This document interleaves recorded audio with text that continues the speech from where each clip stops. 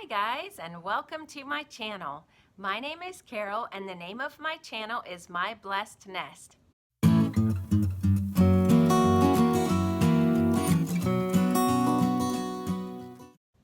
Today I'm participating in a red, white, and blue DIY challenge, and it's hosted by Heidi Sonboul's DIY channel. If you've never watched her channel, you need to get on over there and check her out. She is amazing. She does awesome DIYs and she puts out content very frequently. So look in the description box below to find the link to her channel as well as the whole playlist. So let's get started. For my first project, I'll be using this red Walmart tray. I actually got it at an antique store for $1. It was brand new.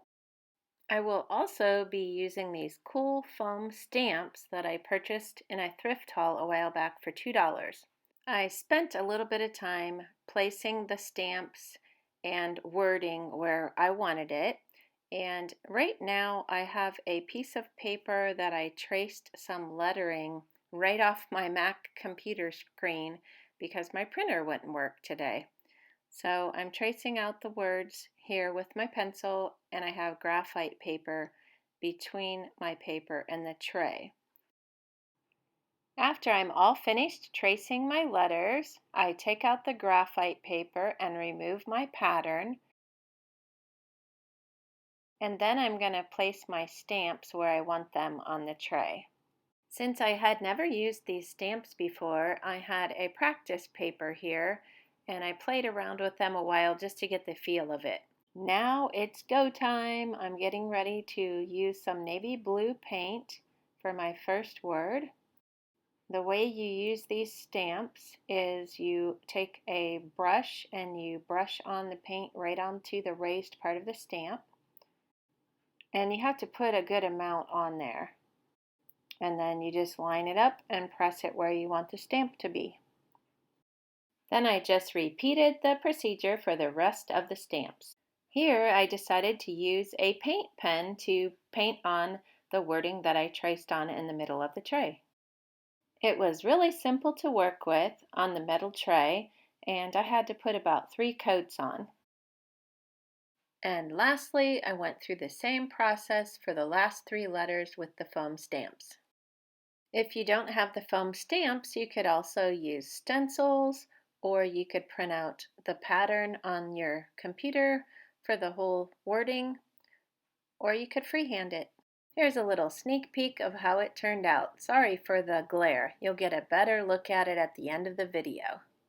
For my second project, I'm using these 5 blocks of wood that my husband cut for me out of a scrap that he had. Here I've made a little pattern. I've worked out what colors I want everything to be. I'll be starting with the red paint, and I'll be painting the blocks red, white, and blue according to my pattern that I've worked out. I have all the blocks painted in the colors that I chose, and now I'm getting ready to use the same stamps that I used on the tray on this project. Same procedure, just a little bit different feel than on the tray. The tray was kind of slippery. This wood was not. As you can see, I varied the colors so that I would not have red on red or white on white. I wanted everything to be planned out ahead of time, and that's why I made the little cheat sheet. The last thing I'm going to do with this project is glue on a little red wooden heart. I painted it red, and I'm just going to glue that on my remaining block. Here's how they look when they're all completed. For my last project, I'll be using 3 blocks of wood. Again, my husband cut them out for me out of scraps. You can really make your blocks of wood according to whatever size wood you have on hand, or if you want to purchase it. It depends on where you want to put them and how big you want them to be. When I ask my husband to make them, I just ask him to make one taller, one medium, and one shorter. So here you'll see me painting the biggest piece of wood, the navy blue that I used earlier on the other blocks. You'll want to paint everything except for the bottom, and then when you've got it all coated good, set it aside to dry. Next, you're going to want to paint the middle-sized block of wood white all over, except for the bottom. Set the white block aside to dry. Now for the shortest block, we're going to tape off a small section at the top using blue painter's tape. You want to be sure to make the tape even all the way around. After securing the tape, you will need to paint the bottom portion white. When you're all finished, set it aside and allow it to dry. Now that they're all dry, we're going to begin with our navy blue piece. I'm going to be using a star stencil, but you could use anything you want. You could glue on wood stars that you've painted. You could freehand them. If you have a stencil, you could use a stencil. That's just what I'm choosing to do because that's what I have on hand. I started out using these little sponge brushes I thrifted, and they seem to put a lot of paint on, and I switched later to a regular stencil brush.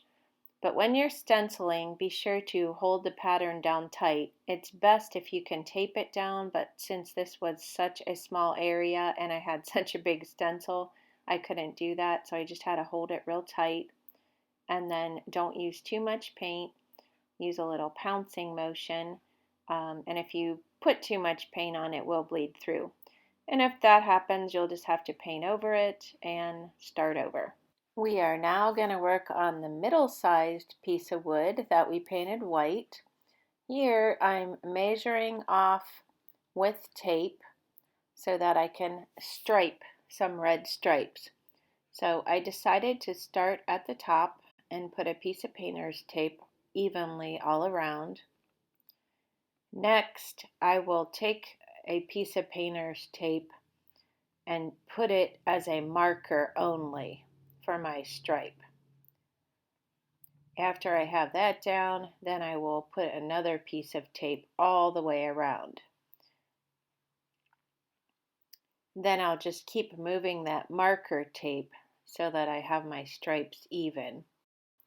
At the very bottom, it was a little bit off, and I decided I wasn't going to stress over that, and I just put the tape evenly on the bottom for the last piece of tape. If you want to be very specific about it, you can use a ruler and measure it out and do it that way, but this was just the easiest way for me, and I can't really tell that the stripe is a little bit off when it was all done. Next, I'm going to simply take red paint and cover up all of the white stripes. When I was all done painting the red, I set it aside to dry for just a little bit before I did the best part of all, pulling off the tape. At this point, we're going back to the smallest one, and we're going to add some vertical striping so that we can paint some red stripes on this one as well. I put a piece of tape right in the center of each side of the white painted portion. All ready to paint the vertical red stripes. Here we go. And when you're all done with the red paint, you guessed it, set it aside to dry. Okay, after all this hard work, are you ready for the fun part? Let's peel off that tape.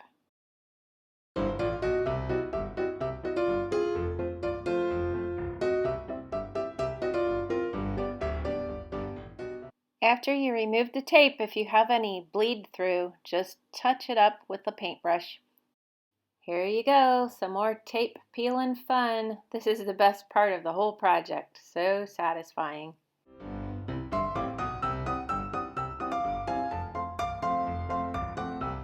Here I'm reusing a piece of the painter's tape that I already used, and I'm going to put it all around so that just the unpainted portion is exposed.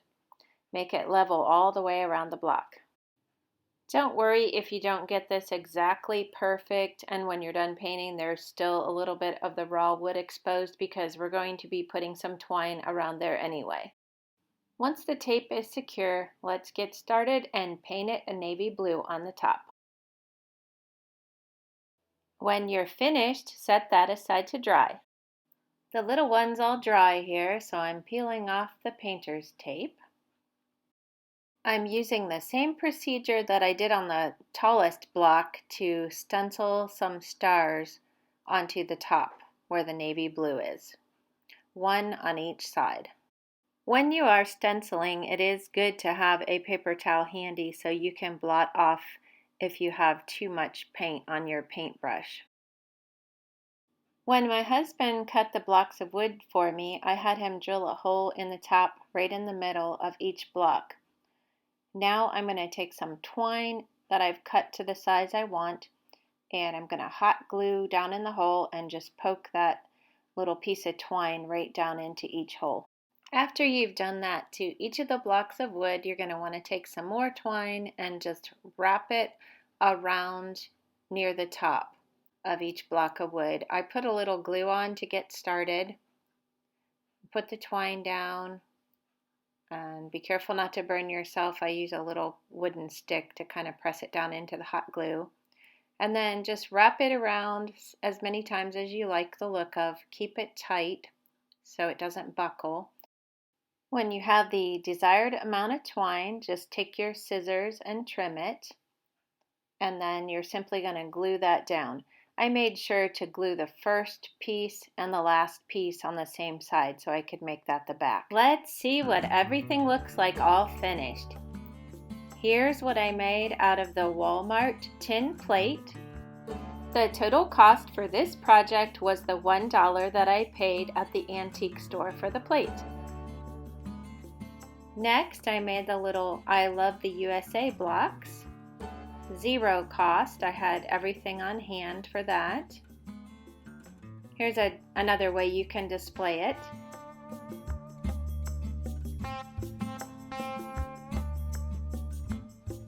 And then lastly, my firecrackers. Zero cost for these as well. I had everything on hand. Let me know in the comments below which one of my projects was your favorite, and would you try to make the project yourself?